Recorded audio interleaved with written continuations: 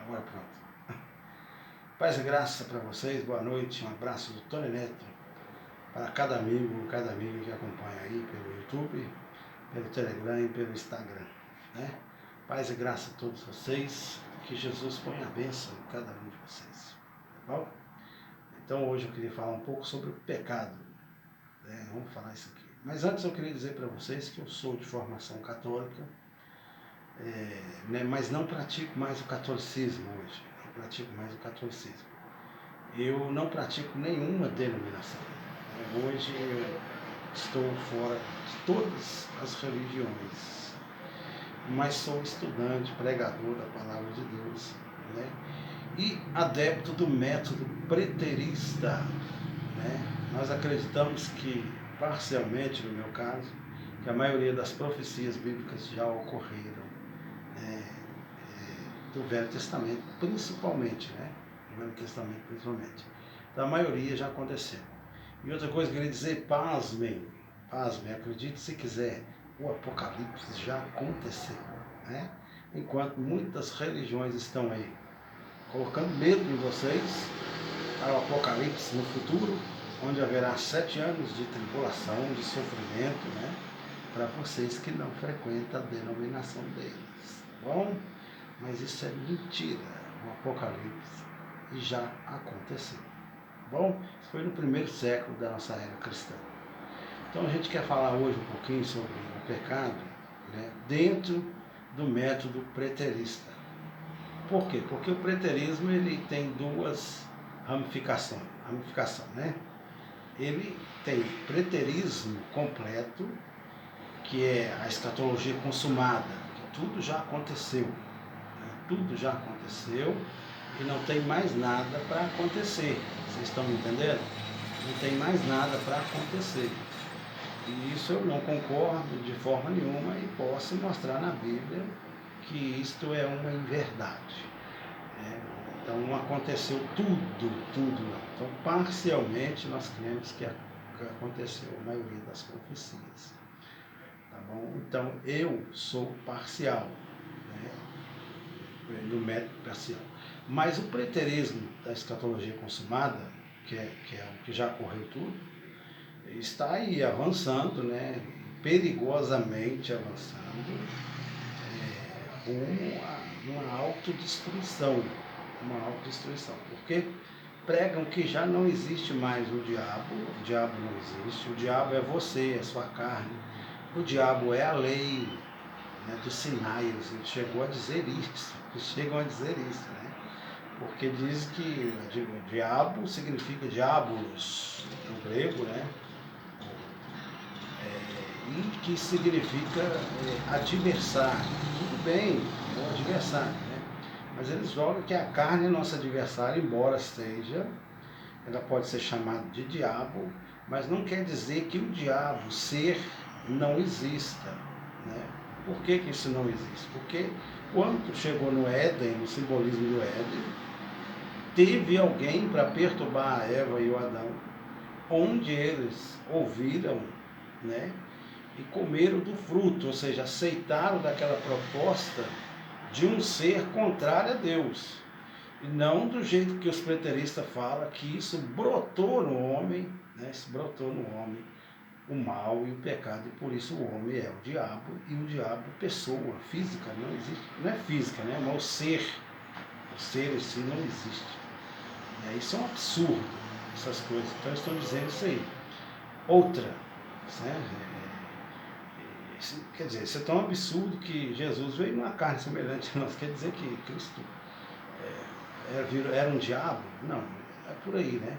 A tentação no deserto, Mateus 4, Cristo se tentou e Cristo se refutou a si mesmo quando ele respondeu dentro da palavra de Deus, não só de pão vive o homem, né?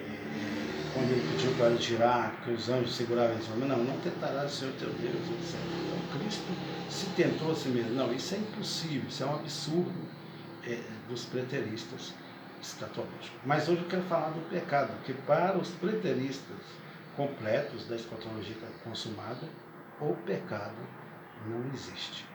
né? Isso é mentira. Nós temos uma base bíblica aqui, que eu estou aqui com ela, Hebreus no capítulo 9, vocês podem até acompanhar aí, Hebreus no capítulo 9, versículo 26, que diz assim, 9, 26, né? Vou colocar aqui porque eu estou sem meu óculos agora e letrei miudinho, não está dando para ver.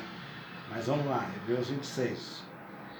Diz assim, ó, do contrário, lhe seria necessário padecer muitas vezes desde o princípio do mundo, quando é certo que apareceu uma só vez ao final dos tempos, olha só, ao final dos tempos, para destruição do pecado, sacrificando a si mesmo. Hebreus 26. Essa destruição do pecado aqui, você não pode pegar isso literal, radicalmente, né? De fato, Cristo destruiu o pecado com o seu sacrifício, né? Mas é preciso entender que fora de Cristo não há salvação. Dentro de Cristo, dizendo assim para vocês compreenderem, nós estamos sem pecado e salvos, embora pequemos, né? Embora pequenas coisas nós pecamos. O apóstolo João diz em sua carta, primeira carta, no capítulo 5, verso 16 em diante, que se tu vê um irmão pecar, ore por ele. Mas se for pecado para a morte, não ore. Não ore. Porque há pecado que é para a morte e há pecado que não é para a morte. Então ele define duas situações de pecado, né? Então, se ele diz isso, o pecado existe. O que é o pecado para a morte? O pecado para a morte é aquele que te afasta da presença de Deus. Quando você estiver no corpo, na carne, você vive longe da presença de Deus. E aí vem os sofrimentos, as consequências, as dores e os problemas, né? Quando você vive fora de Cristo. Mas o apóstolo Paulo diz em Romanos 8, no capítulo 1, que já não há condenação para aqueles que estão em Cristo, né? Aqueles que estão em Cristo já não há mais condenação para eles. Então há uma necessidade de uma permanência em Cristo. Quando o preterista completo diz que não existe pecado, dá-se a impressão de que nós podemos fazer tudo o que quisermos, sem consequências. Na época dos apóstolos, existia uma seita que chamava os Nicolaítas, citada no Apocalipse. Os Nicolaítas acreditavam que o que eles faziam no corpo, a alma não pagava. Mas isso não tem na Escritura. Paulo não ensinou isso a nós gentios. Pedro, João não ensinou isso. Pedro e os apóstolos ensinou que pecado é pecado. E que fora de Cristo nós estamos condenados. O próprio Cristo diz no Evangelho de João, do 16 em diante, que se crermos, já estaremos salvos. Se não crer, já está condenado. O João 3, depois vocês podem conferir. Isto não quer dizer que o pecado não exista no mundo. Se nós não seguirmos vigilantes, permanecermos na condição de salvação que Cristo nos propôs, certamente nós entraremos no propósito do mundo e cometeremos as coisas absurdas que o mundo ofereceu e oferece até hoje.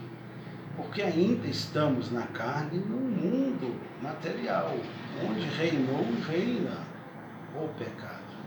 O Cristo não limpou o mundo, vamos dizer assim, do pecado. Cristo venceu o pecado para que todo aquele que nele crê tenha vida eterna. Por isso o apóstolo João diz que se você vê um irmão pecar, um pecado que leve à morte, à separação de Deus, não ore. Mas se você vê um irmão que está com dificuldade, com os pecados que nós temos no dia a dia, da nossa carne, da nossa natureza pecaminosa, todo mundo vai ter. Do contrário, assim ninguém salvaria, porque ainda estamos na carne.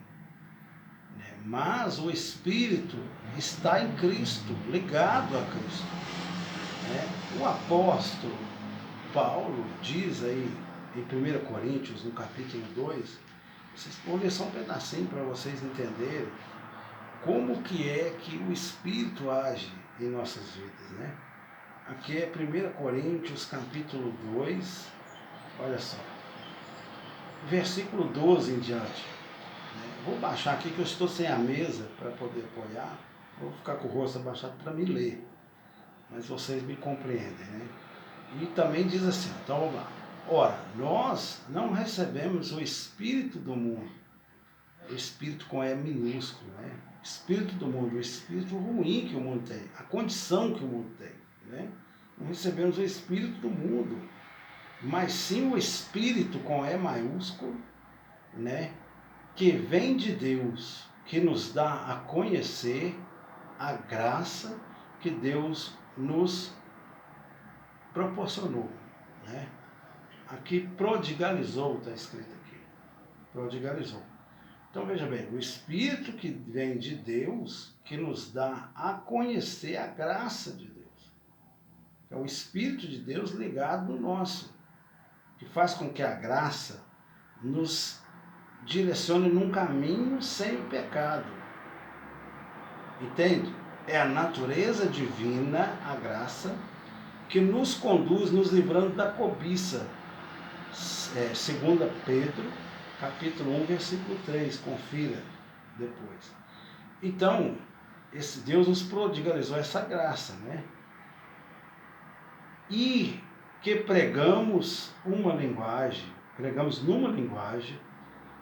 que nos foi ensinada, não pela sabedoria humana, mas pelo Espírito Santo de Deus, que exprime as coisas espirituais em termos espirituais. Vocês estão me entendendo? Então, em termos espirituais, nós estamos salvos, sem pecado, porque permanecemos nos termos espirituais. Efésios 2, 6 diz que nós já estamos nas regiões celestes com Cristo. Né? Mas isso não impede de que caiamos se não sermos vigilantes. O apóstolo Paulo diz que toma cuidado, você que está de pé, para que não caia. E ele mesmo chamou a atenção para ele das suas fraquezas. Né? Ele mesmo chamou a atenção das suas fraquezas. Ele disse que Satanás colocou um espinho na sua carne pelas grandezas das revelações, para que eles não se exoberbessem, ficassem soberbos, né? Exoberbeçassem, vamos dizer assim, né? E ficassem se achando grande, né? Mas ele tinha um espinho na carne, sua fraqueza, que mostrava a ele a fraqueza dele e que as revelações eram de Deus. Então ele tinha seus pontos fracos também e pediu para tomar cuidado, né? Então que exprime as coisas espirituais pelas espirituais. Mas olha, mas o homem natural não aceita as coisas do Espírito de Deus, pois parece-lhe loucura. Nem pode compreender, porque o espírito que se deve ponderar, né? Porque pelo espírito que se deve ponderar, o óculos está fazendo falta. Pelo espírito com E maiúsculo que se deve ponderar. O homem espiritual, ao contrário, julga todas as coisas e não é julgado. Olha só, ele julga todas as coisas, mas não é julgado. O homem espiritual, que está com o espírito seu ligado no Espírito de Cristo. O homem espiritual, ao contrário, julga todas as coisas e não é julgado por ninguém. Porque quem conheceu o pensamento do Senhor, né, se abalançou a instruí-lo, né? Ou se ousou a instruí-lo. Então veja bem, é isso que é a importância na nossa vida, do Espírito, fazer com que nós sejamos homens espirituais e que não caiamos de novo no mal, né? Que não pequemos. Então é mentira quando alguém diz que o pecado não existe, sendo que ele existe. Embora você em Cristo está fora do pecado.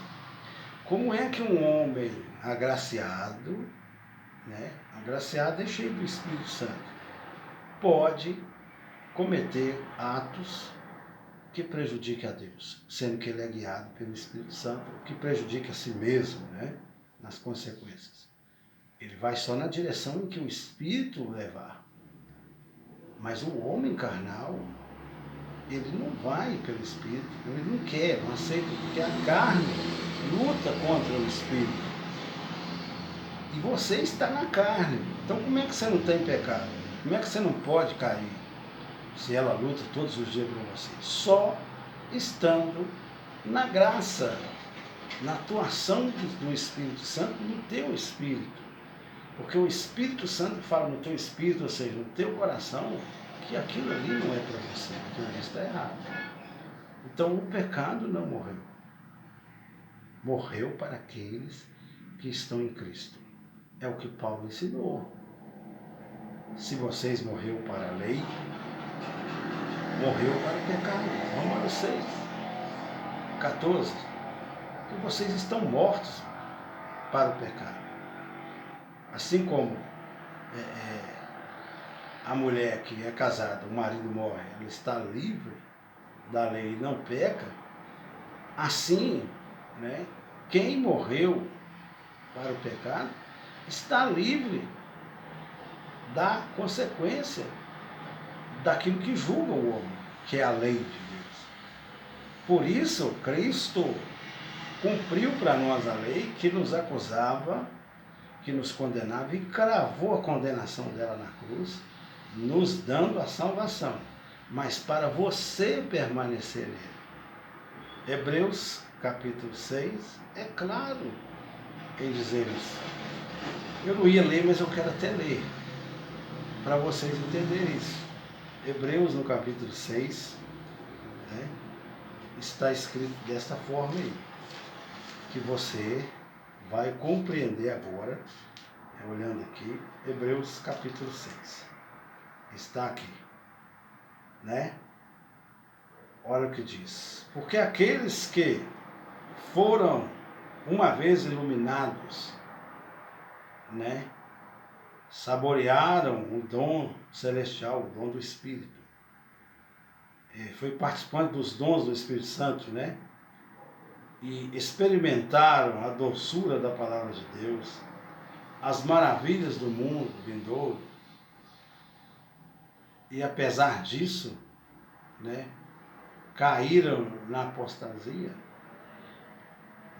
É impossível que se renovem outra vez, né, para a penitência, visto que já está difícil a leitura, né? Mas visto que já, né, visto que já não há sacrifício para eles, né? A palavra é dura aqui, você cai na apostasia e é impossível que removam outra vez, que se renovem outra vez pela penitência, visto que da sua parte crucificaram de novo o Filho de Deus e publicamente escarneceram dele, né? Então há a possibilidade de você cair. E se você cair é por quê? Porque você andou pelos caminhos do pecado. Então o preterista completo da escatologia consumada está equivocado sobre o pecado. De fato, eu repito, já não há condenação para os que estão em Cristo. Então há uma exigência da permanência no Senhor. E Paulo ensinou isso, né, aos Coríntios, dizendo que permaneceis firmes no propósito em que vos foi chamado. Gálatas também, né? Mas ele falava lá, era sobre a lei. Então, a lei é que nos condenava. A lei é que nos levava à condenação, porque nenhum homem foi capaz de cumpri-la, e nem será. Né? Por quê? A lei era ruim? Não, a lei era justa, santa e boa. Mas por meio do que era bom, o pecado se fez ainda mais pecaminoso, né? Mais nocivo por meio do que era bom. Por quê? Porque a lei diz não cobiçar e você quer cobiçar. Então, quanto mais proibido foi as coisas, mais a carne quis fazer, mais o homem quis fazer. Já viu o ditado que proibido que é o gostoso? Pois é. Então, a lei, por proibir tais coisas escritas, o homem, por si só, por sua força, porque o homem estava morto, né? Segundo Efésios 2 está dizendo isso, que nós estávamos mortos nas nossas transgressões. Então, ele, nas transgressões dele, morto, ele estava, né? E não podia, por si só, por sua força, cumprir a lei, porque a lei se tornou fraca diante da força da carne. Romanos 8:3. Romanos 8:3.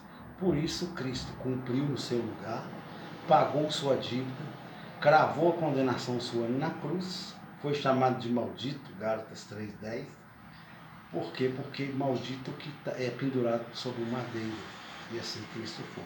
Se tornou maldito por você e por mim, né?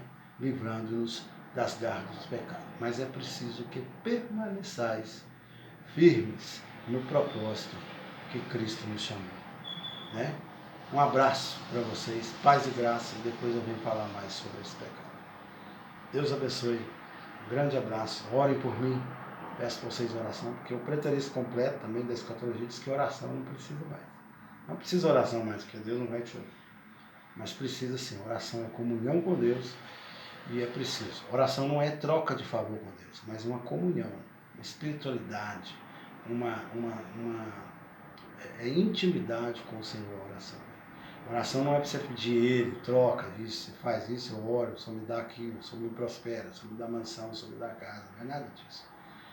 Oração é intimidade com o Senhor, é uma intimidade do seu espírito. Quando sua alma se sente vazia, na oração você é preenchido. Faça o teste, faça a prova, depois você me fala aqui. Beijo no coração, paz e graça, que o Senhor abençoe vocês. Tchau.